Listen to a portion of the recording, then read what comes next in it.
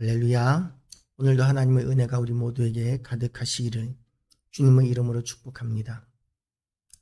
이제 이방인들에게 복음을 전해야 하는 시대가 되었습니다. 베드로는 사마리아까지는 갔어요. 사마리아인과 유대인들은 거의 원수와 같은 지경이었지만, 그러나 베드로는 그런 선입관까지 내려놓고 더군다나 그 사마리아에서도 또한 무두쟁이, 그러니까 가죽을 만지는 부정한 일을 하는 사람, 그런 사람과는 유대인들은 가까이 해서도 안 되지만 가까이 해서 안 되는 그런 부정을 탈 수 있는 사람의 집에 먹기까지 하면서 기숙하기까지 하면서 이제 베드로가 그곳에 머물고 있는 것이죠. 이것은 베드로가 굉장히 많은 부분을 내려놓았다는 것을 의미합니다. 유대인으로서는 절대로 내려놓을 수 없는 것들을 지금 베드로는 내려놓고 있는 것이죠. 그런 베드로에게 이제 하나님께서는 또한 더 내려놓을 것을 요구하십니다. 가이사랴에 고넬료라 하는 사람이 있으니 이달리아 부대라 하는 군대의 백부장이라고 이렇게 이야기합니다. 이달리아대라 하는 군대의 백부장, 이방인이죠. 이방인. 유대인들은 이방인들을 어떻게 생각하느냐 하면 그야말로 지옥의 장작으로 쓰기 위해서 하나님께서 만들어 놓으셨다, 그렇게 여기는 것이 이방인입니다. 개만도 못한 것이 이방인입니다. 비록 로마와 이탈리아가 유대를 지배하고 있지만, 그러나 그 지배하고 있는 그 로마인과 이탈리아인들은 그야말로 짐승만도 못한 자들이고 악한 자들, 하나님께서 지옥의 장작으로 쓰기 위하여 만들어 놓으신 자들일 뿐이고, 그 악한 자들에 의해서, 보잘것없는 자들에 의해서 유대는 잠깐 힘이 모자라서 이렇게 존귀한 자들이 눌려 있을 뿐이다, 그렇게 여기는 것이 유대인들의 마음입니다. 그런 이방인들, 짐승만도 못한 자들로 여기는 이 이방인 가운데서 백부장인 고넬료라고 하면 그야말로 정말 접하기 싫은 사람, 우리나라 일제시대 때 일제 헌병대나 일본 순사와 또 비교가 되는 그런 존재라고 이렇게 여길 수 있습니다. 우리는 일본 순사를 짐승만도 못한 자로 여기지는 않았습니다. 일본 헌병이 우리나라를 그렇게 박해했었지만, 그러나 그들을 짐승만도 못한 자로 여기지는 않았습니다.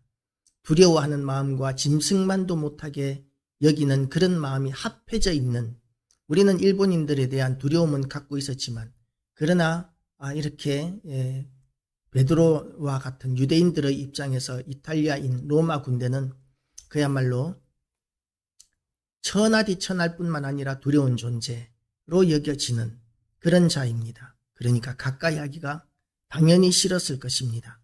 그런데 이 고넬료, 유대인들은 그렇게 싫어하는 고넬료, 이방인의 군대 백부장이기는 하지만 그 백부장인 고넬료에게 하나님께서는 나타나셨습니다. 하루는 제9시쯤 되어 환상 중에 밝히 보매, 9시면 여기에 우리나라 시간으로 바꾸려고 그러면 6시간을 더하면 됩니다.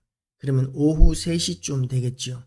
환상 중에 밝히 보매 하나님의 사자가 들어와 이르되 고넬료야 하니, 고넬료가 주목하여 보고 두려워하여 이르되 주여 무슨 일이니까? 천사가 이르되 내 기도와 구제가 하나님 앞에 상달되어 기억하신 바가 되었으니 내가 지금 사람들을 요빠에 보내어 베드로라 하는 시몬을 청하라.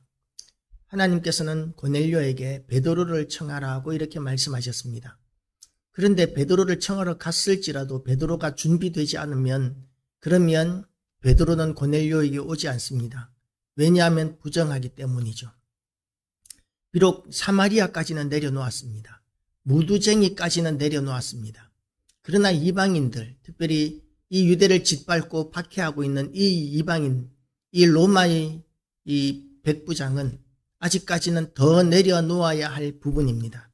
그런데 이튿날 그들이 길을 가다가 그 성에 가까이 갔을 때에 베드로가 기도하려고 지붕에 올라가니 그 시간은 제6시더라. 점심시간쯤 된 것이죠. 난 12시쯤 되었다라고 이렇게 볼 수 있습니다. 그가 시장하여 먹고자 하며 사람들이 준비할 때에 황홀한 중에 하늘이 열리며 한 그릇이 내려오는 것을 보니 큰 보자기 같고 내 귀를 꿰어 땅에 들이웠더라. 그 안에는 땅에 있는 각종 네발 가진 짐승과 기는 것과 공중에 나는 것들이 있더라. 그런데 이것들이 이 모든 보자기 안에 얼마나 큰 보자기였으면 이렇게 많은 것들이 담겨 있는지 모르겠습니다. 이런 많은 것들이 담겨 있는 이 보자기를 하나님께서는 내려 보내셨습니다. 또 소리가 있으되 베드로야 일어나 잡아 먹으라 하거늘 베드로가 이르되 주여 그럴 수 없나이다. 속되고 깨끗하지 아니한 것을 내가 결코 먹지 아니하였나이다. 베드로는 이것을 처음 이와 같은 환상을 접했을 때에 거부했었습니다. 만약에 하나님께서 예비해 놓지 않으셨다면 이 백부장의 사람들을 베드로는 거부했을 것입니다. 또 두 번째 소리가 있으되 하나님께서 깨끗하게 하신 것을 내가 속되다 하지 말라 하더라. 이런 일이 3번 있은 후 그 그릇이 곧 하늘로 올려져 가니라. 하나님께서는 이와 같이 이방인들까지도 구원하시기 위하여 하나님께서는 인도하십니다. 사실 이방인들을 그렇게 적대시하는 것은 합당하지 않습니다. 왜 합당하지 않느냐 하면 이방인이라 할지라도 하나님께서는 다 귀하게 여기시는 하나님의 백성이기 때문입니다. 하나님께서 아브라함에게 복을 주실 때에 아브라함에게 주신 복이 뭐냐 하면 모든 백성들, 이방인까지도 다 포함한 그 복의 축복의 근원이 되는 축복의 통로가 되는 복을 주셨습니다. 아브라함에게 있어서 아브라함은 믿음의 조상이라고 하는데 그 믿음의 조상은 또한 그 후손 가운데서 이스라엘이 있는 것이죠. 그 아브라함의 축복은 모든 사람들에게 이렇게 허락된 축복입니다. 누구든지 아브라함의 믿음을 가지기만 하면 다 복을 받는 것이 이스라엘이 태어나기 이전에 아브라함에게 하나님께서 주신 축복이었고, 그래서 하나님의 축복의 대상은 이스라엘이나 유대인들에게만 속한 것이 아니라 모든 인류에게 속해 있는 것이죠. 우리 모든 인류의 공통적인 조상은 아담과 하와입니다.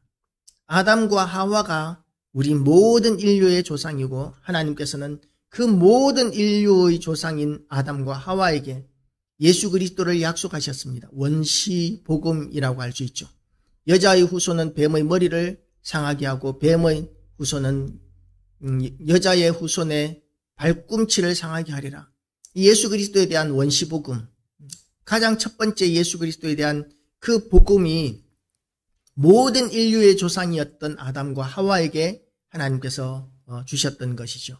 그래서 하나님께서 구원하기를 원하시는 사람은 유대인뿐만 아니라 모든 사람들을 구원하기를 원하시는 것이 원래 하나님의 뜻입니다. 그런데 이 세월이 지나가면서 이제 축복의 계보가 이어지게 되면서 점점 이렇게 하나님의 축복의 대상을 사람들이 좁혀 나가기 시작합니다. 그렇게 좁혀 나가기 시작하면서 이제 이스라엘에서 이스라엘 백성들이 이스라엘이 남유다와 북이스라엘로 갈라졌다가 그 이스라엘이 이제 북왕국 이스라엘이 아수르에 의해서 침략당하면서 점령되면서 증발해버립니다. 학살당하고 흩어지고 그러면서 이제 북왕국 이스라엘이 사라져버리게 되는 것이죠. 그리고 이제 남아있는 것은 유다밖에는 없었는데 그 유다가 이제는 이 가나안 땅, 이스라엘 땅을 다 차지하게 되면서 이스라엘이라고 부르지 않고 이제는 유다라는 이름을 가지게 되었습니다. 그래서 유대인이라고 하게 된 것이죠. 그렇게 유대인으로까지 이렇게 좁아진 구원의 대상이 그것은 사람들이 생각하는 구원의 대상일 뿐이지 하나님께서는 모든 인류가 모든 백성들이 다 구원 얻기를 원하는 것이 하나님의 뜻이었고 계획이었습니다. 그런데 사람들이 그것을 자꾸만 제한하고 있었기 때문에 복음을 전할 그 대상도 제한이 되고 복음이 확산되지 못하고 있었습니다. 그런데 하나님께서 역사하셔서 이방인이었던 고넬료를 통해서 또한 구원할 사람들이 많기 때문에 하나님께서는 베드로를 이방인인 고넬료에게 보내심으로 말미암아 이방인을 향한 전도가 시작됩니다. 그 이전에 헬라파 유대인이나 또는 다른 지역에서 이 외국 지방에서 온 모든 이들에게 이렇게 복음을 전하는 것은 그럼에도 불구하고 그들은 유대인이었다라는 그런 조건이 있었죠. 그런데 그렇지 않은 유대인이 아닌 사람들까지도 구원하시기 위해서는 그들에게 하나님의 사람을 보낼 필요가 있었습니다.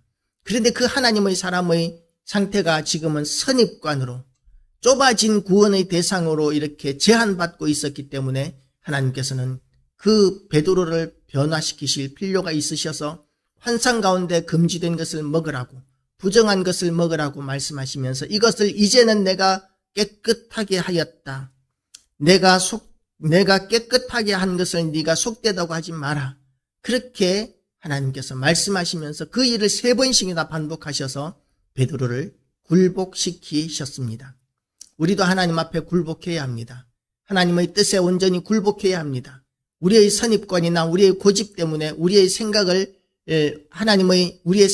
하나님의 계획과 하나님의 일하시는 것에 장애가 되어서는 안 됩니다. 온전히 우리가 하나님의 뜻에 합당한 하나님의 일을 감당하는 우리 모든 교회와 성도들 되시기를 축복합니다. 오늘도 하나님께서 우리 행복한 교회를 얼마든지 자유롭게 사용하시기를 원하는 마음으로, 또한 우리 성도들을 얼마든지 자유롭게 사용하시도록 우리를 내어드리는 그런 헌신된 믿음의 성도들로 거듭나는 이 아침 되시고, 오늘 하루 종일 하나님 앞에 그렇게 귀하게 쓰임받을 마음의 준비를 갖추는